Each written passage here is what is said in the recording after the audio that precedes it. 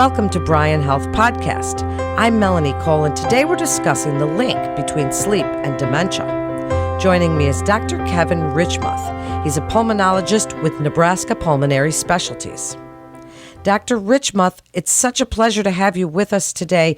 Tell us a little bit about the health burden and economic impact of sleep disorders. And obviously, for our physiological and overall health, we know we need sleep. But why is quality sleep so important?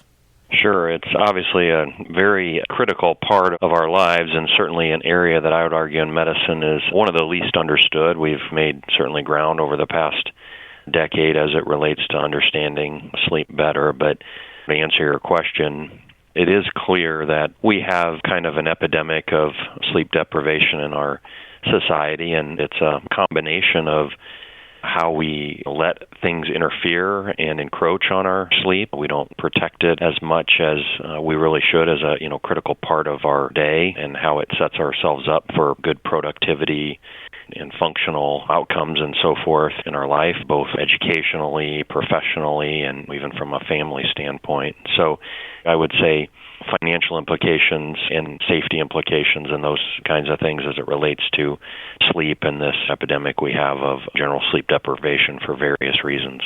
Well, we all know that we have to sleep, for if we didn't, we would not make it. But there are a lot of health conditions that are related to sleep, and we're learning more and more about these, Dr. Reichmuth, about diabetes and obesity and all of these things. Tell us a little bit about what we know now about the health conditions that can result from poor quality sleep. You've named several of them, what we've learned through good epidemiologic studies, and it's always difficult when you're trying to link a particular situation, for example, sleep deprivation, with a disease state, because there's so many confounding factors. We know, for example, some of the things you mentioned, like diabetes, activity and our body weight and those kind of things also confound that. And so it's hard sometimes to find a causal link, but I think with a number of studies that have been done, and I had done some research when I was at the University of Wisconsin on sleep and diabetes before coming here, and one of the things in my study that it looked like was that sleep deprivation, as it relates in particular, the study I was looking at was sleep apnea, led to weight gain, which then may have been the intermediary factor that led to increased diabetes. But since then, a number of studies have been done showing that reduced sleep, and again, that can be because of a disease state like sleep apnea, or it can be because of what we choose to do with our sleep, the amount of sleep we choose to get, leads to, as you mentioned, diabetes, weight gain, cardiovascular disease, a number of cardiovascular diseases, coronary artery disease, arrhythmias such as atrial fibrillation, cerebral vascular disease such as stroke, and then the impact on cognitive impairment, cognitive decline such as dementias, and in particular Alzheimer's disease. Those would be the big things. And then there have been studies showing that when you have impaired sleep, you have immune dysfunction, and so studies have looked at how does the immune system work under sleep-deprived states, and that it's impaired as well and may lead to some other disease situations. And so, there's just so many critical things that happen during sleep that when it's altered or restricted, that it creates enough physiologic impairment that it does appear to lead to some potential permanent disease states like those things we just mentioned. So the study by Nature Communications that links dementia to those in their 50s and 60s that get 6 hours of sleep or less, Dr. Reichmuth, what's happening in that case? Because it's the amount of sleep along with the quality of sleep. And as you said, there are so many confounding factors. And nowadays, even more than there were with the white lights and all of those things and time and electronics and everything. Tell us a little bit about what we know about the time factor, about how much sleep that we need. I am a sleeper. I do love my long night's sleeps, but I also like a nap. And so do the time factors combine? Do naps count into that? Speak about what we know now.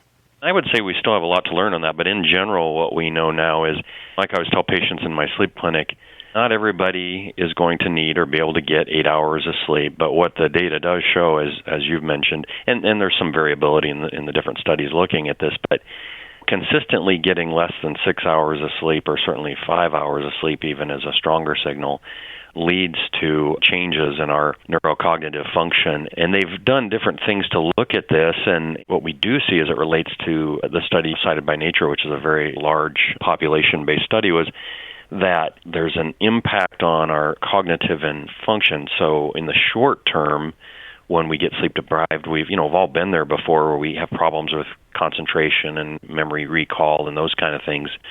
And when you do that consistently, year after year, decade after decade, there appears to be some permanent changes in the brain, and you can see this on some studies looking at MRIs, including functional MRIs, and the impact on the white matter and so forth. And so that sets the foundation for the brain not being able to do its job as it relates to cognitive function. And so, in general, we've kind of come to the consensus that people, for the most part, again, depending on age, but in adults, need 7 to 9 hours of sleep. That's kind of where we think it's at. Your question regarding cumulative, for example, if you're getting consistently 6 hours of sleep, but then you take an hour nap in the afternoon, we're still uncertain about that. Like I tell people, napping, some of the most brilliant people in the history of the world were nappers.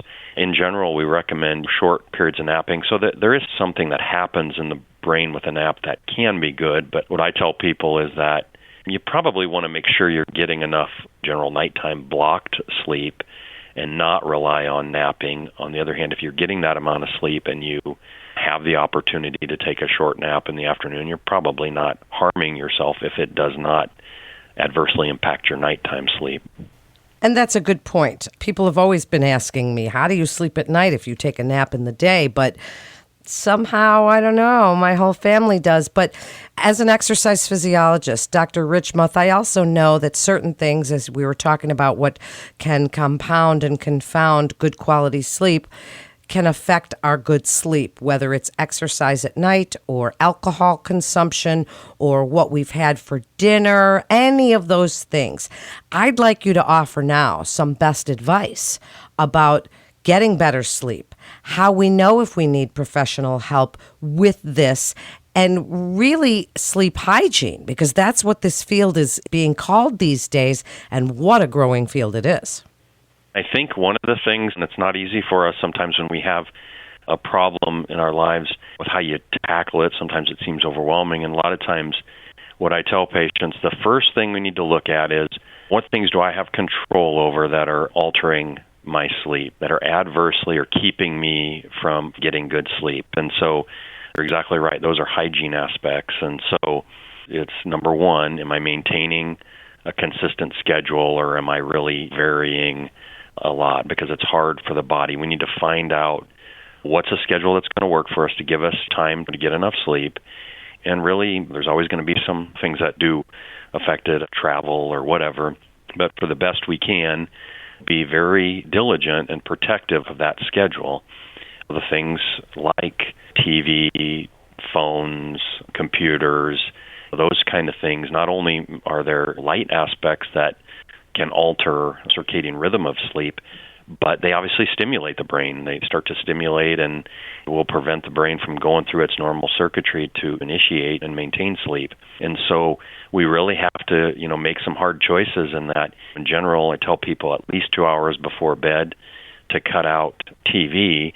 And we may have a few final things we have to do on our phone or whatever, but I try to tell people at least an hour before you're going to get into bed, and absolutely not while you're in bed should you be engaging in Twitter, Facebook, Wordle, those kind of things that we get sucked into. And then having an environment, that bedroom where we sleep, really set it up to be environmentally comfortable as it relates to the bed, the mattress, the pillow, all those kind of things. We're trying to make it quiet, dark, those kind of things. And then on the other end of it is maintaining an awakening time, allowing that time in bed, but not sleeping in beyond the time, because that's going to set you up for failure the next night if you're sleeping in too long. And, sometimes it's nice to lay in bed and you're kind of in and out of sleep for the next several hours before you get out of bed. That can do some harm to getting to bed that following night, and certainly even to our productivity during that day. So I guess looking at the things you can control and making that schedule, and then sticking to that schedule. And I think, just like you said, it's avoiding alcohol at least several hours before bed. Caffeine, a lot of people I hear, caffeine doesn't affect me. I can drink caffeine. I promise caffeine affects your sleep even when you don't feel like you're having it affected. So we really do recommend cutting it out anytime, depending on your bedtime. I'd say 7 hours before bed is my preference for caffeine to be eliminated.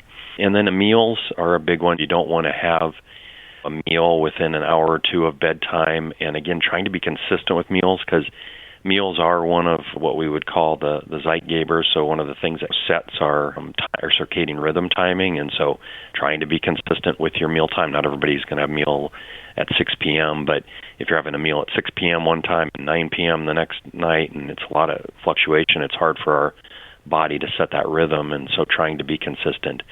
And exercise is good for sleep, no doubt about it. It's been shown that people who exercise do tend to have better sleep, but just I think like you stated, exercising too close to bedtime can be a problem. And so I certainly recommend people exercise. If you look at the metabolic and even the sleep benefits of exercise and various things, first thing in the morning is probably one of the best exercise times. But like I tell people, not everybody can do that. And so whenever you can fit it in, but ideally not right before bedtime. Not too close to bed for sure. And certainly we have to turn our minds off, right? It's the anxiety and the stress and the need to feel like we have to answer an email or a text right then. You've given us a lot to think about, Dr. Reichmuth, and a lot of really, really good advice. I thank you so much for joining us today and sharing your incredible expertise with us. And I want to thank our Bryan Foundation partner, Union Bank and Trust. Please visit our website at bryanhealth.org for so much more information and to get connected with one of our providers. That concludes this episode of Bryan Health Podcast. Always, for more health tips and updates, please follow us on your social channels. I'm Melanie Cole.